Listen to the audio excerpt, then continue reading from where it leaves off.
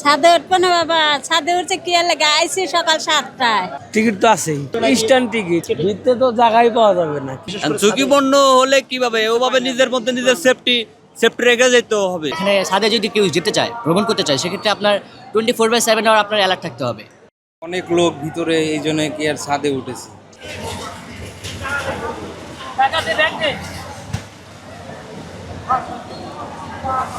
ছাদে উঠবো না বাবা, ছাদে উঠছে কি আর লাগে, আইসি সকাল 7টায়। বাড়ি যাওয়ার জন্য। হ্যাঁ, বাড়ি যাওয়ার বাড়ি জন্য। কোথায়? সিরাজগঞ্জ, উল্লোপাড়া থানা। ভিতরে পুরো বসতে পারতেন, এখানে তো অনেক রিস্ক। রিক্স হলে কি হবো, তা আমার যাইতে হবে না?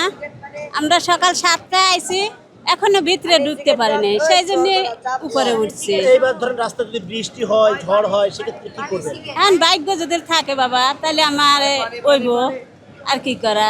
ধরেন ভিতরে যদি কষ্ট হয়, উপরে যদি একটু আমি সহজতে করে করে যাইতে পারি, তাহলে আমার এটাও ভালো। টানে আম যাওয়াই লাগে ঈদের মধ্যে। নিচে যেহেতু ভিতরে জায়গা থাকা মানে দাঁড়ানোর কোনো স্কোপ পাওয়া যায় না, এখানে গ্যাদারিং বেশি থাকে, সুতরাং এর জন্য এখানে বসলে আর কি একটু ফিল আরামে যাওয়া যায়, বাতাসে যাওয়া যায়।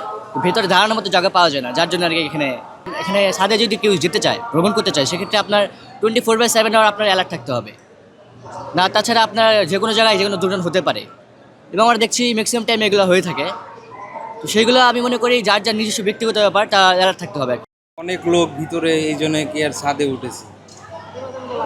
মানে ঈদের আনন্দ মুহূর্তে বাড়িতে তো যেতে হবে, বাবা মায়ের সাথে ঈদ করব, এটাই।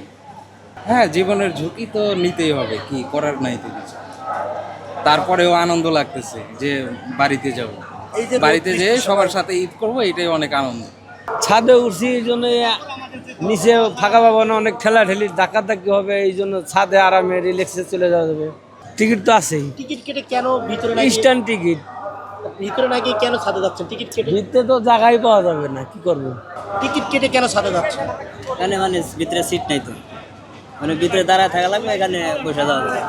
ভাই আমাদের মনে আনন্দ, আমরা ট্রেনের অপেক্ষায় বয়ে রয়েছি ভাই, কি করব। টাইমের ট্রেন অটাইমে ছাড়ে, টাইম মতো ছাড়ে না। এটা ছিল আপনার 2টা 30 মিনিট, এখন বাজে প্রায় 3টা বাজে, 15 মিনিট লেট। কি করবো ভাই, আমরা সারাদিন রোজা থেকে এই অবস্থা আমাদের।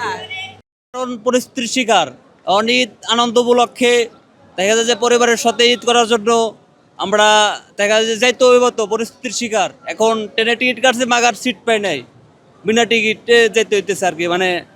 টিকিট কাটছি মাগার ভিতরে যাওয়া যাচ্ছে না, পরিস্থিতির শিকার। এখন সাথে ওইটাই ফ্যামিলির লগে ঈদ করার জন্য আমরা এখন যাচ্ছে আর কি।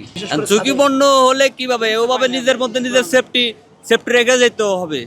এটা নিজের সেফটি। এখন আপনার সতর্কতা, এখন আমিও ছাদের উপর উঠে যদি লাফালাফি আনন্দময় করি, তাহলে তো এটা হইল না।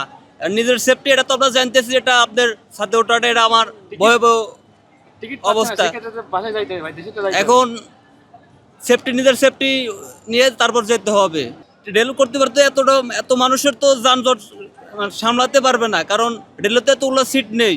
কারণ দাঁড়ায় হলেও যেতে হবে, আমাদের ট্রেনের সাথে হলেও যেতে হবে ফ্যামিলির লগে ঈদ করার জন্য।